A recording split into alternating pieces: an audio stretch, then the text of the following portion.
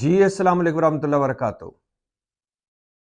پاکستان کی سیاست کو میں ہمیشہ ٹام اینڈ جیری کا نام دیتا ہوں، ٹام اینڈ جیری کے کارٹون، مزاحیہ فلمیں اور منافقت بھری سیاست۔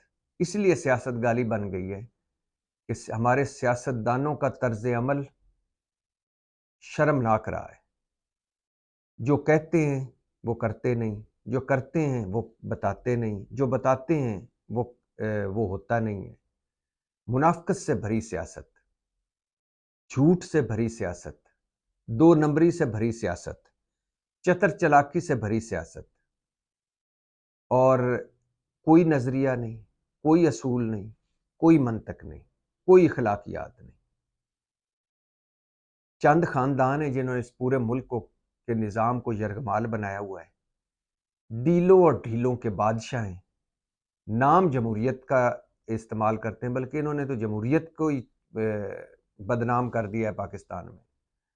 تو نام جمہوریت کا، نام سویلین بالادستی کا، نام پارلیمنٹ کے تقدس کا، نام آئین کی بالادستی کا، نام ووٹر کی عزت کا، ووٹ کی عزت کا، اور کام سارے اپنے۔ ملک خسارے میں ہے، ملک قرضوں میں ڈوبا ہوا ہے۔ ان ساروں کے سارے جو بڑے ہیں، ارب پتی کھرب پتی ہیں۔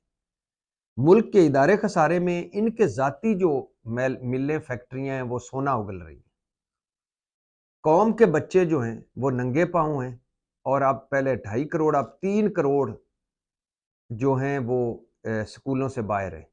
3 کروڑ بچے سکولوں سے پاکستان کے باہر ہیں، اور یہ بھی سنتے جائیے کہ 3.5 کروڑ بھکاری ہیں پاکستان کے، جو بھیک مانگتے ہیں۔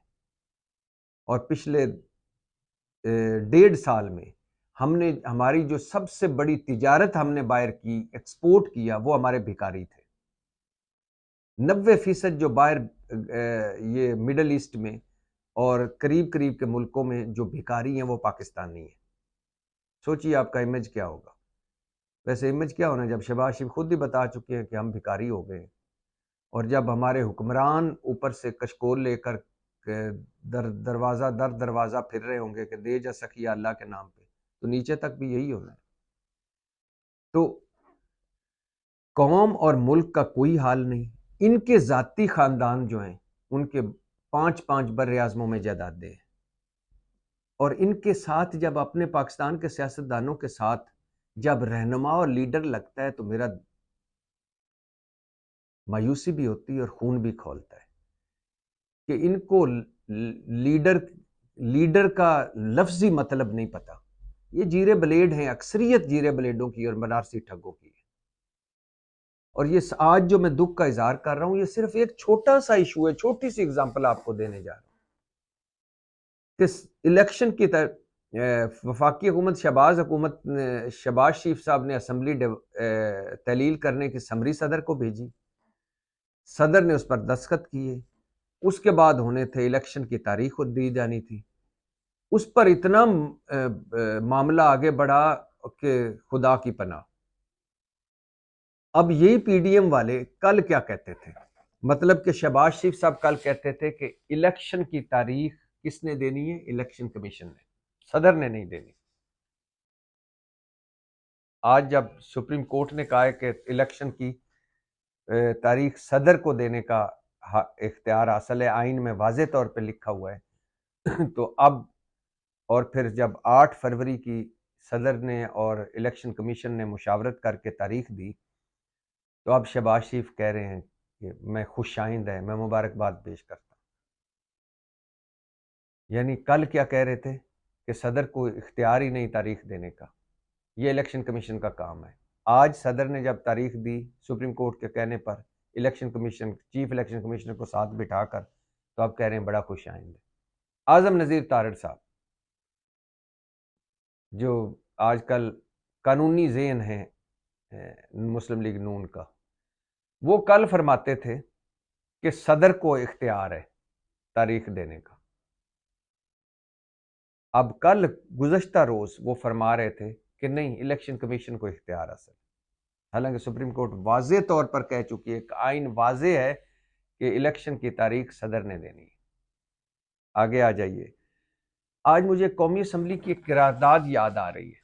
جب فائز عیسیٰ قاضی صاحب نے بقول ان کے کہ انہوں نے سہولت کاری کی حکومت اور باقی ساروں کے سیاسی جماعتوں میں، اور الیکشن کی تاریخ ایک دلوا دی 8 فروری کو کہ الیکشن ہوں گے، تو جب یہی کام کر رہے تھے چیف جسٹس عمر عطا بندیال، تو قومی اسمبلی میں قرارداد پاس ہوئی پی ڈی ایم حکومت کی قومی اسمبلی، ادھوری اور جعلی قومی اسمبلی، جس میں صرف حکومتی لوگ ہی بیٹھے ہوئے تھے، اور راجہ ریاض جس کے جعلی اور ڈمی قسم کے اپوزیشن لیڈر تھے۔ اس قومی اسمبلی میں قرارداد پاس ہوئی کہ سپریم کورٹ مداخلت نہ کرے۔ اب سارے خوش آئند کہہ رہے ہیں کہ کمال سپریم کورٹ کا فیصلہ ہے، یعنی چیف جسٹس عمر عطا بندیال کی سپریم کورٹ کچھ کرے تو غلط، فائز عیسیٰ قاضی صاحب کی سپریم کورٹ وہی کام کرے تو صحیح۔ آگے آ جائیں، مولانا فضل الرحمان صاحب، میرے پیارے مولانا صاحب، یہ کلاسک مثال ہے ان لوگوں کی۔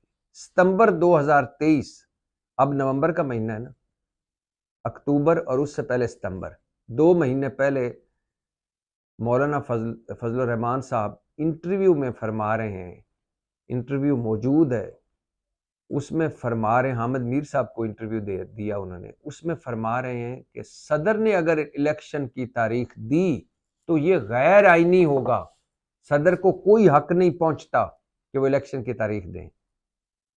اور 2 دن پہلے فرما رہے تھے، جس دن تاریخ آئی 8 فروری، کہ صدر نے الیکشن کی تاریخ نہیں دی، سپریم کورٹ نے دلوائی ہے، صدر نے الیکشن کی تاریخ نہیں دی، اپنا آئینی حق استعمال نہیں کیا، لہٰذا وہ مستعفی ہو جائے۔ ستمبر میں فرما رہے ہیں صدر آئینی طور پر تاریخ نہیں دے سکتا، نومبر میں فرما رہے ہیں صدر نے جو ان کا آئینی حق تھا تاریخ دینے کا وہ نہیں دے سکے، ناکام ہوئے، لہٰذا مستعفی ہو جائے۔ اب مجھے بتائیں، ان لوگوں کے ناموں کے ساتھ رہنما یا لیڈر لگنا چاہیے۔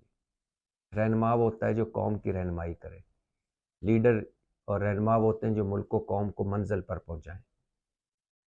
یہ تو وہ ہمارے رہبر ہیں جو ہر چند کلومیٹر کے بعد راہزن بن جاتے ہیں اور ہم قافلہ لوٹ جاتا ہے۔ یہ ایک چھوٹی سی مثال دے رہا ہوں، ورنہ تو اور کئی مثالیں ہیں کہ وہ چیف الیکشن کمشنر صاحب بہادر، جن کو صدر نے 3 مرتبہ مشاورت کے لیے بلایا اور وہ آگے سے کہتے تھے کہ آئینی اور قانونی طور پر میں آپ سے مشاورت کا پابند نہیں ہوں، وہ جب کل بھاگے ایوان صدر پہنچے ہوئے تھے، اور وہ سپریم کورٹ جس کی کوئی بات نہیں مانتا تھا، اب فائز عیسیٰ قاضی صاحب آئے ہیں، ساری مانی جا رہی ہیں۔ کیا کیا بتائے، کیا کیا سنائیں ان مزاحیہ فلموں کا۔ یہ مزاحیہ فلمیں 75 سال سے چل رہی ہیں، اس لیے ملک بھی مخول ہو گیا، قوم بھی مخول ہو گئی، ہمارا امیج کا فلودہ بن گیا، اور یہ پاکستان نہیں، کشکولستان ہے، مخولستان ہے، مذاقستان ہے، اور الزامستان ہے۔ یہ بھی سنتا ہے جی، پاکستان زندہ باد۔